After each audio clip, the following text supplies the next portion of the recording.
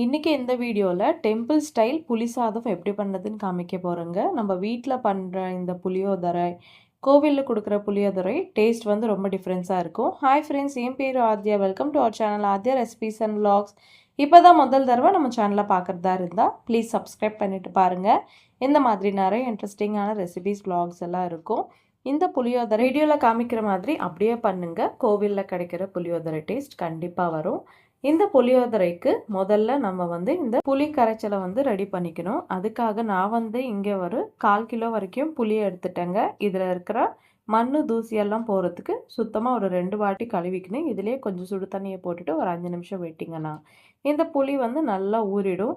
இப்போ கையால் நல்லா நசுக்கணும். இந்த மாதிரி நல்லா பிசைஞ்சிட்ட பிறகு ஒரு கிண்ணம் எடுத்துட்டு மேலே இந்த மாதிரி ஜல்லடியை வச்சுக்கலாங்க. அதில் நம்ம நல்லா மேஷ் பண்ண இந்த புளியை சேர்த்துக்கலாம். இப்போ வீடியோவில் காமிக்கிற மாதிரி இந்த மாதிரி கையாலேயே பண்ணிங்கன்னா இதிலிருந்து புளி ஜூஸ் வந்து செப்பரேட் ஆகிடுங்க.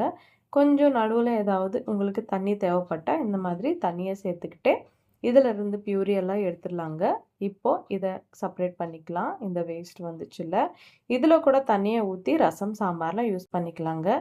இப்போ சுத்தமான இந்த புளியோட பியூரி வந்து வந்துடுச்சு. இது பக்கத்தில் இருக்கட்டும். இப்போ ஸ்டவ் மேலே பேனை வச்சுக்கலாம். வச்சுட்டு இதுலேயே ஒரு 50 கிராம் அளவுக்கு எண்ணெயை சேர்த்துக்கலாங்க. எண்ணெய் சூடான பிறகு இதுலேயே எடுத்துகிட்டு இந்த புளியோட பியூரி வந்து போட்டுடலாங்க. போட்டுட்டு ஒரு வாட்டி இந்த மாதிரி மிக்ஸ் பண்ணிக்கின்னு 1 ஸ்பூன் அளவுக்கு மஞ்சள் பொடியை சேர்த்துக்கலாம். இது கூடவே ஒரு 2 ஸ்பூன் அளவுக்கு உப்பை சேர்த்துக்கலாம். சேர்த்துட்டு ஒரு வாட்டி நல்லா மிக்ஸ் பண்ணிக்கினேன். மூடியை போட்டுட்டு மீடியம் ஃப்ளேம்லேயே நடுவில் மிக்ஸ் பண்ணிக்கினேன். இதை வந்து நல்லா கொதிக்க விடுங்க. இதுக்குள்ளேயே இதுக்கு தாளிக்கிறதுக்கு நம்ம ரெடி பண்ணிக்கணுங்க. இதுக்காக பச்சை மிளகா, காஞ்ச மிளகா, வேர்க்கடலை, கருவேப்பிலை, ஒரு மீடியம் சைஸு இஞ்சை வந்து இந்த மாதிரி குட்டி குட்டியாக கட் பண்ணிக்கோங்க. இது கூடவே தாளிப்பு பொருட்கள் எடுத்துக்கலாம். எல்லாமே ஒரு 50 கிராம் அளவுக்கு எடுத்துட்டேங்க. இப்போ ஸ்டவ் மேலே பேன் வச்சுட்டு ஒரு 5-6 ஸ்பூன் எண்ணெயை சேர்த்துக்கலாம். எண்ணெய் சேர்த்த பிறகு சூடான பிறகு இதுலேயே ஃபஸ்ட்டாக இந்த மாதிரி வேர்க்கடலையை சேர்த்துக்கலாங்க. சேர்த்துட்டு இதெல்லாம் வெடிக்கிற வரைக்கும் நல்லா ஃப்ரை பண்ணிக்கலாம். இந்த மாதிரி ஃப்ரை ஆன பிறகு எடுத்துட்டு ஒரு கிண்ணத்தில் வச்சுக்கலாங்க. இப்போது நெக்ஸ்ட் வந்து இதுலேயே கட் பண்ணி வச்சுட்டு இஞ்சை போட்டுடலாங்க. இந்த மாதிரி குட்டி குட்டியாக கட் பண்ணிக்கலாம். நம்ம சாப்பிடும்போது ரொம்ப ஃப்ளேவர்ஃபுல்லாக இருக்கும். இதெல்லாம் கூட கொஞ்சம் டார்க் ப்ரௌன் ஆகிற வரைக்கும் கூட ஃப்ரை பண்ணி எடுத்துக்கலாங்க.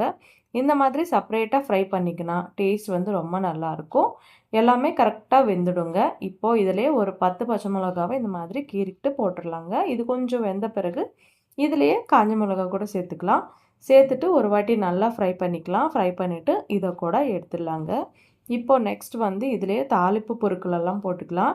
இதில் வந்து நான் யூஸ் பண்ணது வந்து கடுகு, உளுந்து, இது கூடவே கடலைப்பருப்பு போட்டுட்டு இது கூட கொஞ்சம் நல்லா ஃப்ரை பண்ணிக்கணும். ஃப்ரை பண்ணிவிட்டு இப்போ லாஸ்ட்டில் வந்து கறிவேப்பிலையை சேர்த்துக்கலாங்க. கறிவேப்பிலை சேர்த்துட்டு இதெல்லாம் கொஞ்சம் வெந்த பிறகு எடுத்துட்டு முன்னாடி நம்ம வேர்க்கடலை எல்லாம் போட்டோம்ல அந்த கிண்ணத்தில் இதை போட்டுட்டு பக்கத்தில் இருக்கட்டும். இந்த மாதிரி தாளிப்பு பொருட்கள் வந்து செப்பரேட்டாக நம்ம ஃப்ரை பண்ணிக்கினா நல்லாயிருக்கும் டேஸ்ட்டு. இப்போது நம்ம போட்ட இந்த புளி கூட நல்லா வெந்துடுச்சுங்க. இந்த மாதிரி நல்லா வெந்து ஆயில் வந்து செப்பரேட் ஆகணும். அப்போது நம்ம தாளிப்பு பொருட்களெல்லாம் ஃப்ரை பண்ணி வச்சிட்டோம்ல, அது கூட இதில் போட்டுட்டு மூடியை போட்டுட்டு ஒரு 5 நிமிஷம் லோ ஃப்ளேமில் நல்லா வேக விடுங்க. இந்த மாதிரி வேர்க்கடலை எல்லாமே இந்த புளியில் நல்லா வெந்துடுச்சுன்னா சாப்பிடும்போது ரொம்ப டேஸ்டியாக இருக்குங்க. இப்போது நம்மளுக்கு புளி கரைச்சல் வந்து ரெடி ஆயிடுச்சு. பக்கத்தில் இருக்கட்டும். நான் வந்து முன்னாடியே சாதத்தை இந்த மாதிரி ரெடி பண்ணிவிட்டு வச்சுட்டேங்க. இந்த சாதத்தில் ஏதாவது கட்டி இருந்தால் கையால் நசுக்கிக்கோங்க. இந்த சாதம் வந்து கம்ப்ளீட்டாக ஆறணும். ஆறிட்ட பிறகு நம்ம ரெடி பண்ணி வச்சுட்டு இந்த புளி கரைச்சலை போட்டுடலாங்க. போட்டுட்டு நல்லா மிக்ஸ் பண்ணிக்கணும். முன்னாடி இந்த மாதிரி கரண்டியால் மிக்ஸ் பண்ணிக்கோங்க, சூடாக இருக்கும். அதுக்கப்புறம் கையை யூஸ் பண்ணி இந்த புளியோதரையை கையால் இந்த மாதிரி மிக்ஸ் பண்ணிக்கோங்க. அந்த சூடெல்லாம் போயிடும்ல.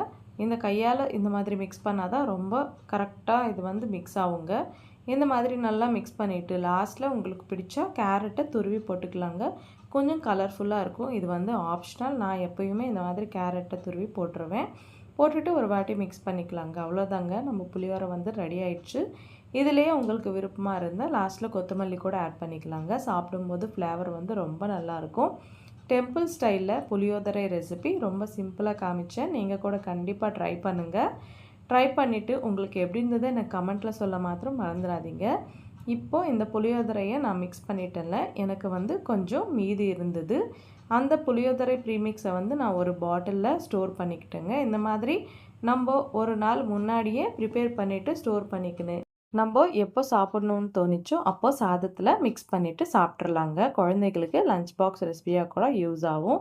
அவ்வளோதாங்க, இந்த சிம்பிள் டெம்பிள் ஸ்டைல் புளியோதரை ரெசிபி உங்களுக்கு எப்படி இருந்தது எனக்கு கமெண்ட்டில் சொல்லுங்கள்.